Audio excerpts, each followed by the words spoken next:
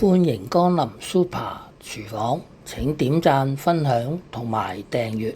蒜蓉炒菜心苗係一道好簡單嘅餸菜，點樣炒得好味、少油同埋冇草青味呢？可以參考我跟住下嚟嘅影片。首先落鹽，浸佢30分鐘，好快已經過咗半個鐘啦。咁我哋揾手幫佢清洗。用手摘菜心，見到啲葉黃色或者有窿，咁我哋就摘去嗰啲菜心。呢啲就係唔要嗰啲菜心啦。好快已經摘晒啲菜心啦。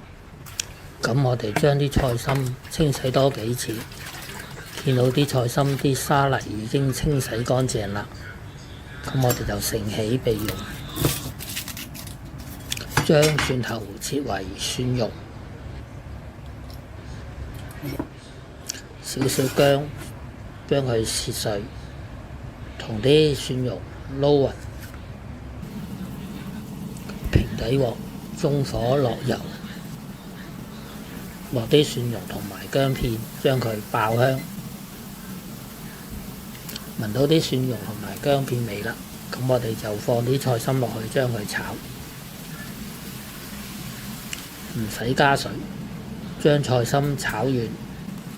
影片睇到嚟呢度，請點讚、分享同埋訂閱。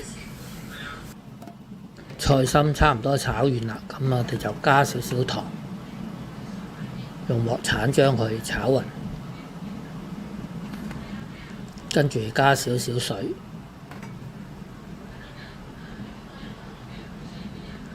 將佢兜勻。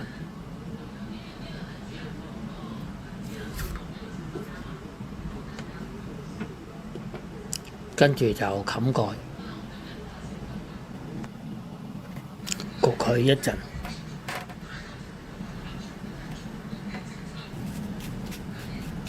落少少鹽，